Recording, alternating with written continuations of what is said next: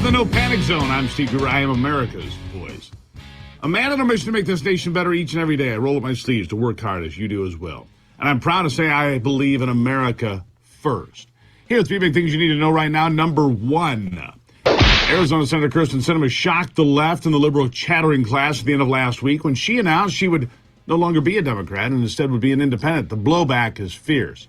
Number two, in the House, Arizona top of mind as well. It's the Republicans that are fighting over who will be the next Speaker of the House. Arizona Congressman Andy Biggs wants the job. He will join me this hour on the program. And number three, I think it's pretty safe to say now from the left-wing point of view, for the liberals, public enemy number one is Elon Musk. Former President Donald Trump barely gets mentioned in the social media screeds these days, but boy, oh boy, Musk is the target pretty much constantly, 24 hours a day, and don't expect that to change anytime soon, if ever. You see, he must be destroyed at all costs, according to the socialist point of view. I mean, this guy keeps exposing the globalist cabal. Those are the ones that were in charge of censoring the comments, commentary, and conservative thoughts of millions of Americans. The term shadow banning was coined during the height of the censorship on social media, and it has persisted now for years, with the former team in charge of social media giant Twitter denying that they were targeting Americans for not having the right political opinions. We know now that is absolutely true. That's what they did. And Elon Musk continues to expose them for the world to see, plowing through the falsehoods, the gaslighting, and the blatant lies to set the record straight and confirm what we all pretty much knew was happening anyway.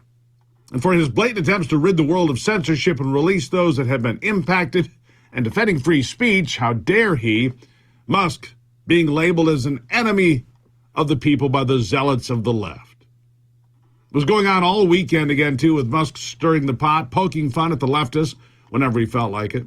At one point, he tweeted that his pronouns are prosecute/Fauci. And it generated the very kind of responses you would anticipate. With those on the left, like the long ago fully discredited Keith Olbermann and others calling for Musk to be run out of town, suspended from controlling Twitter, and others calling for him to be arrested. Arrested. For what, I can't figure out. Except that speaking his mind and allowing others to do the same is apparently criminal activity. In the minds of socialist tyrants who demand just one train of thought, there's only one accepted way you are allowed to think in this country. At another point, the former CEO of Twitter, the very odd recluse Jack Dorsey, tried to fact-check the new man in charge who paid $44 billion for Twitter. And, well, for Jack, it really didn't go all that well. I mean, he should realize that Musk has all the receipts now for all the games that are being played behind the scenes, and a variety of topics are free game now. So when Musk called out the former security team in a tweet posting, it's a crime that they refused to take action on child exploitation for years, to which Jack Dorsey tweeted, "This is false." Well, that was the green light for Musk to unload, and he did, as if he was armed for bear. Here's what he tweeted back. "No, it is not." Then added, "When Ella Irwin, who now runs Trust and Safety, joined Twitter earlier this year, almost no one was working on child safety. She raised this with Ned and Parag, but they rejected her staffing request. I made it a top priority immediately." And with that, Musk had neutered Dorsey in the conversation. I'm pretty sure Jack went back into hiding. Another dump of Twitter files also fingered Michelle Obama for being among those that were most outspoken about censoring former President Donald Trump. And the latest dump, written by Bari Weiss, the former New York Times writer, revealed that inside Twitter they were desperately looking for an excuse to deplatform Donald Trump, which they eventually did, but on very weak reasoning, if any reasoning at all.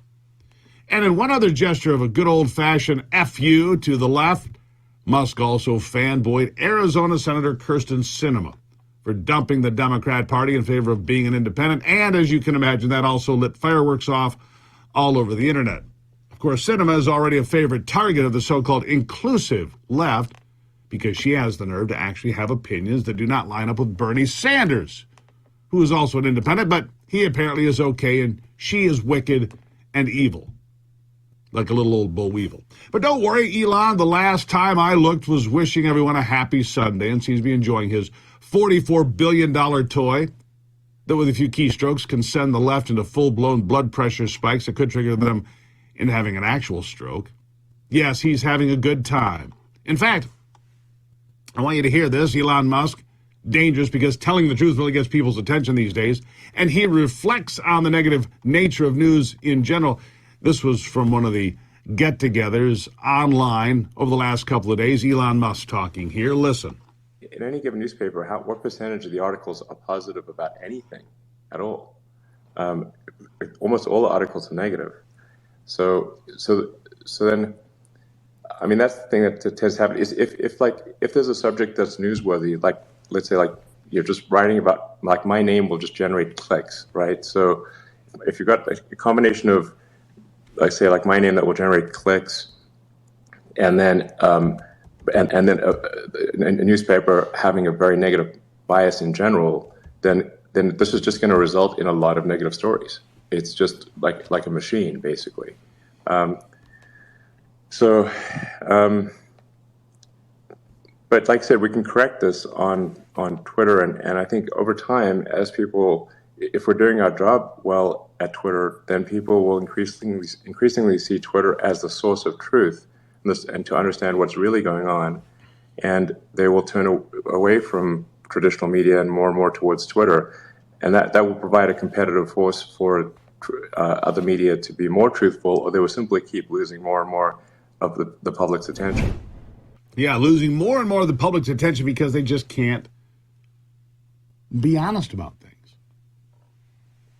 And so, what are we up to? Round 4 now of the Twitter files that have been dumped, I believe. Keeps coming out more and more.